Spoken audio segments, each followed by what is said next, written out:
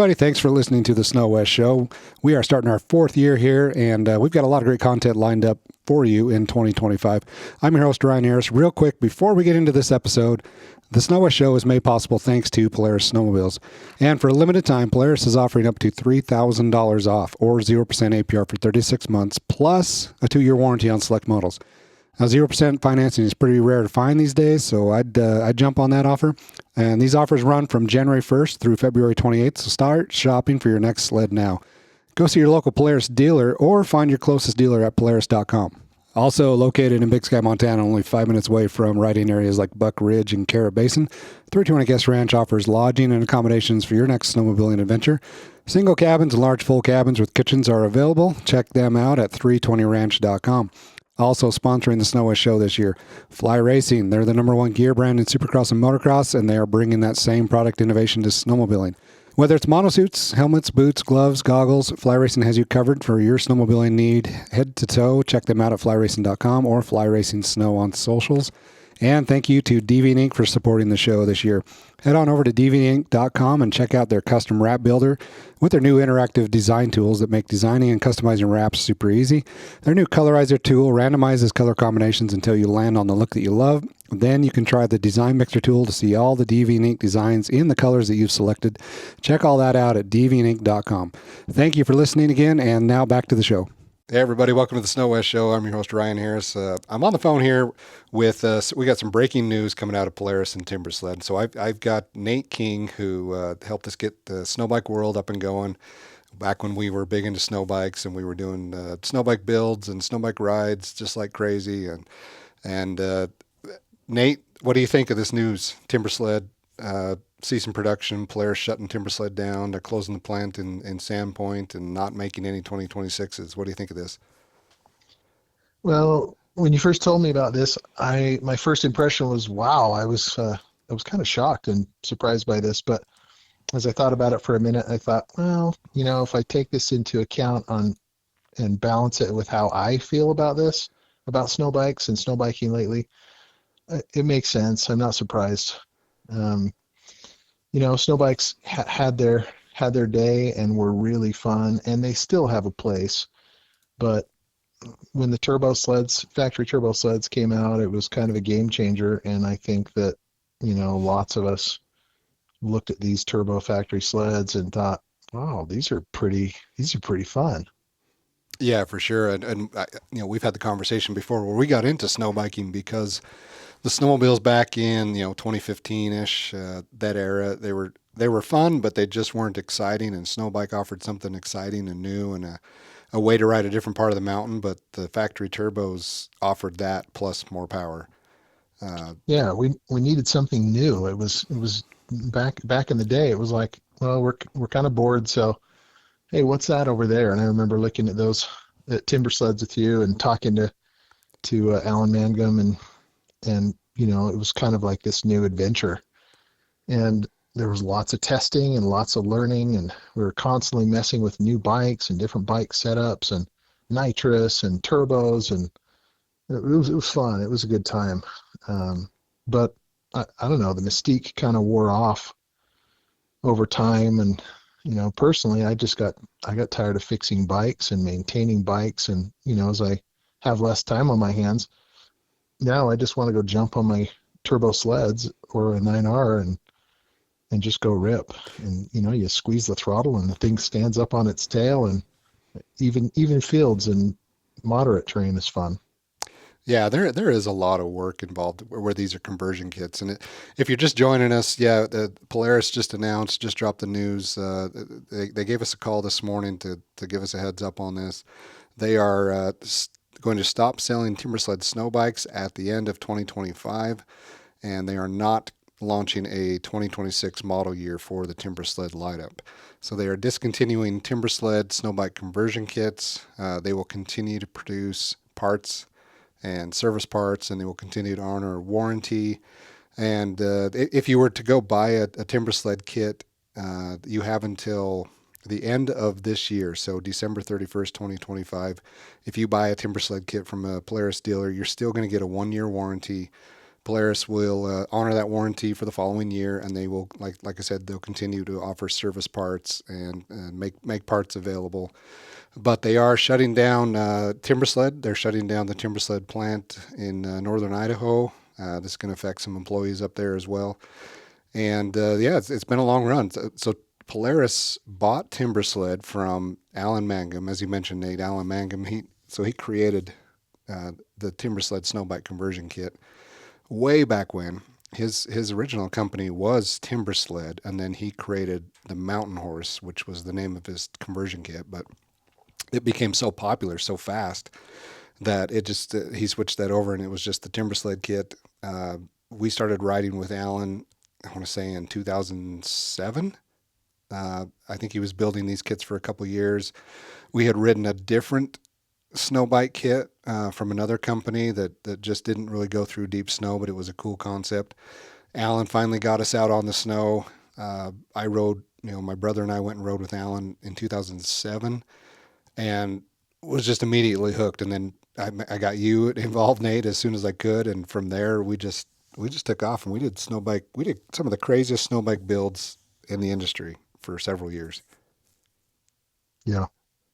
And you still got you did an Alpha. You got in with Chris at Ray's, and you built an Alpha. How big was that engine?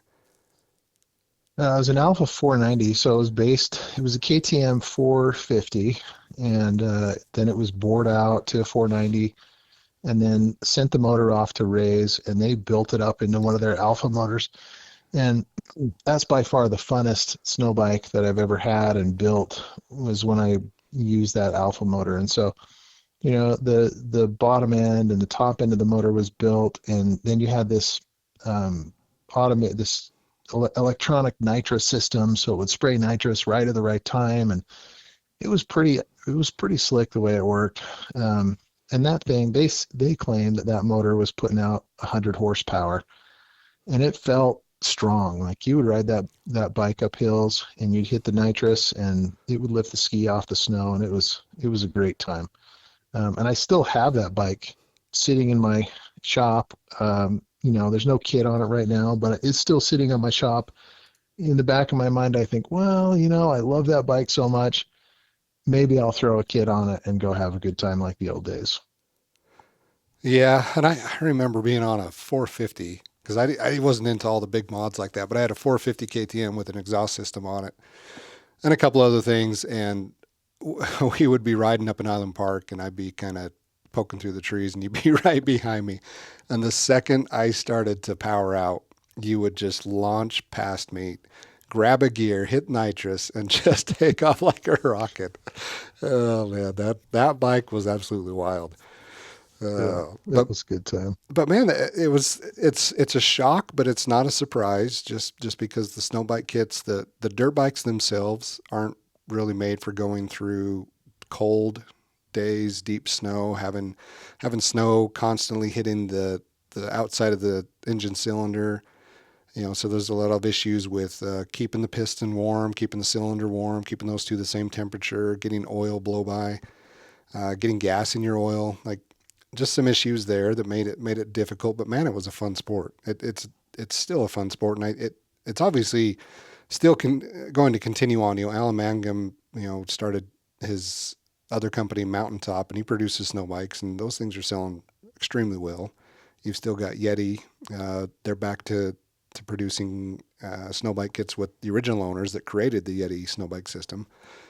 So it's kind of unfortunate to see this, but given the economic situation, especially with the one that Snowmobile's is sitting in, with overproduction, got excess units everywhere, and demand is starting to shrink for sure. And even on the snow bike side, originally when we started out, you kind of remember, we would talk to some of these guys that were involved in the snow bike side of things, and they were like, "Oh man, you've got 500,000 dirt bikers out there that can't ride their dirt bikes in the winter, and that's our market." And we were like, "No, I think snowmobilers are your market. I think you're competing against a snowmobile for the same guy that's just a winter motorized user, because there's not a lot of people that want to go travel north. A dirt biker down in southern Utah who's used to riding dirt most of the time just doesn't like riding in 40 degrees. Doesn't necessarily want to get into the scene of, $5,000 worth of gear and Avi bags, going out on freezing cold days, traveling north to the winter. Like that market never really came to fruition like they were hoping it would. Well, and you it's not super appealing to take your 450 or your whatever bike you're riding and convert it every year and to make it work well. I mean, there are aftermarket products out there that do make snow biking work pretty well. And you get your engine shroud on, and you've got your heated handlebars, and there's if you work at it, it can be pretty nice, and it is super fun. But it takes a lot of work to get there, and you got to be committed to it. You've got to be pretty technical to enjoy it. So you're changing in your four stroke, you're changing your oil every other ride if you're smart. Otherwise, you're going to be changing your engine, and that's just a fact of the matter. So, or you ride a two stroke, and then you suffer with power and don't have the power that you want unless you did something like a 500 two stroke or something bigger like that. But and not to say anything about Timbersled. I still loved riding Timbersled. I think they had the best kit on the market for a lot of years. Um, so I'm a little surprised that it's going the wayside. But if personally I look at this, and if I'm out on my sled and I hear a Timbersled coming or a Snowbike cruising through the forest, and I think, oh, that dude's in the trees, he's having a ball. But then I think also, wow, that thing's pretty dang loud and he's moving pretty dang slow. Like it's just different than what we're used to on these turbo sleds. It is different, but can you imagine though, like the money that Polaris has invested into Timbersled, like from what they bought from Allen, and then continuing to come out with the Arrow 3, the Arrow S, the Riot, just the TSL, the different fit kits that they had going to that high pressure shock, Fox shock that allowed the track kit to flex, the new skis, man, oh, the trio shock that went in between your fork legs, like, and then coming out with just new tracks, new rails, new suspension arms, new shock packages. Like, there's a lot of development that went into this in the 10 years that since Polaris bought it till now. Yeah, they had it dialed, and I think things definitely improved when they got the Polaris engineers involved. Everything seemed to take a step up, and it was pretty dialed. They're good kids. They are. Yeah, and the snowbike industry is not dead. It's not going away. There's enough of a core group there that snowbike industry will continue to thrive and be around. I was going to say grow, but it's not going to grow. It's going to continue to be around, and there's a couple kits out there that will continue to support that, but it's just not the same as it was 10 years ago when Polaris bought Timbersled, where it seemed to be a pretty fast growing segment and had a lot of potential. I think it could. I think that it could grow, and there's potential there if someone were to come out with a purpose-built power plant and chassis. And we've talked about this a lot in the past, but if someone were to come out with a purpose-built power plant and chassis that is the same size as a motocross bike, has the snow kit on it, but has, lots of power, 150 horse on a bike, then you'd have a game changer. And I don't think people need necessarily to have a bike and a snow bike kit to put on it. I think people would happily go out and pay 20 to 24 grand for a snow bike if it had the power and was easy to maintain like a sled. Yeah, I think there's a group of people that would do that, but I also think that's one of the problems that the snowmobile industry is having is these snowmobiles are getting close to that $24,000 retail mark, and dang, that's a lot of money. That's a lot. That's an expensive snowmobile, and when you're doing 3 or 4 snowmobiles a year, that gets pretty hard for a lot of guys. That when snowmobiles used to be 12 to 15,000, we used to think those were expensive too, but that was a different story. But now you're 10K each more on those. I mean, the price of these machines has certainly gone up, and granted, it's because the technology is advancing. We've got factory turbos that run as smoothly and as reliably as like a factory turbo diesel truck. Um, so the technology is kind of meeting the demand that we've had, but man, that price tag creeping up there is contributing to the situation that I think the snowmobile and the snowbike industry is finding itself in. Yeah, and I'm sure that people are selling less new sleds because of that. But I think there still is a market, obviously, for these higher priced, top of the line sleds, and I think it's worth it to pay for those sleds and to buy those sleds, and then you've got the used market. So in a matter of a couple of years, those sleds are in a great price range for those who want to buy used stuff. And yeah, we hash our sleds every year, but the replacement parts are great, and you swap everything out, and it's just like new. Yeah, for sure. Well, shoot, man, that was a fun run, Snowbike World. I mean, Yeah, it I feel was. good. I feel bad for guys like Brock Butters, Rockstar. Just really, he's a Timbersled ambassador, and he's doing a snow bike guided tours deal down at his place in northern Utah. We spent a lot of time with Brock riding and building bikes, and he would come help us build bikes. He'd do a lot of talking, but he'd come help us build bikes and get into snow biking. And man, I don't know. I look back at those years, that 10, 12 year era where we were building some of the coolest snow bike kits out there, or snow bike project bikes out there, and just having a blast on them. But yeah, it's not a surprise. It's a shock, but it's not a surprise. Yeah, I agree. And Brock's a good dude. He'll pick up a different line, and he'll still be doing what he does. He's going to be riding bikes forever. It's a blast to go out and ride with him. Yeah, for sure. All right. Well, that's our quick reaction to some industry news that just broke this morning. Obviously, we've got the 2026 Polaris snowmobile lineup coming out later today, but we wanted to jump on the phone here and just talk snow bikes here for a minute with the news of Polaris suspending or ending production of Timbersled, shutting down the Timbersled plant, deciding to no longer produce snow bikes after they bought Timbersled 10 years ago. So yeah, kind of some big industry news here, and hopefully, we see everything in the snowmobile industry start turning around, get this ship turned around with some better snow years and better economic situations, and get some of the inventory cleaned out of the pipeline. And I think we'll be headed back up in a positive direction here pretty quick.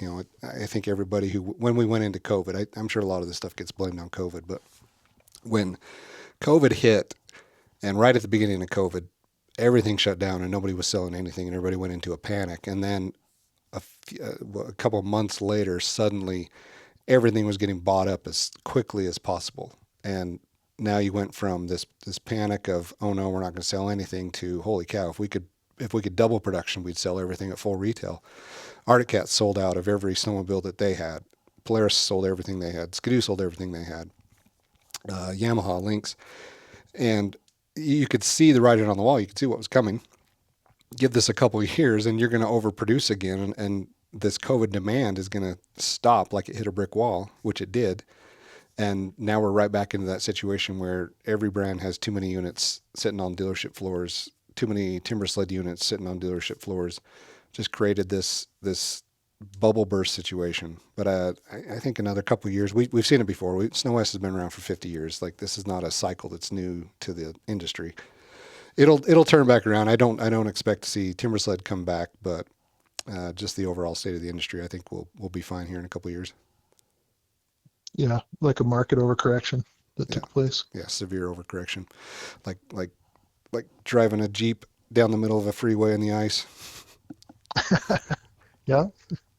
One of those situations. All right, Nate King, Snowbike World Days at SnoWest Test Rider. Thanks for hopping on the phone with us and talking about this. And we'll catch you later. We need to get you on for another one. We need to talk to you about Skidoo versus Polaris, because you kind of bounce back and forth between the two of those. I got one leg on each machine, baby. All right. Hey, thanks, Nate. Thanks for Take taking care. the call. Thanks. See you. See ya.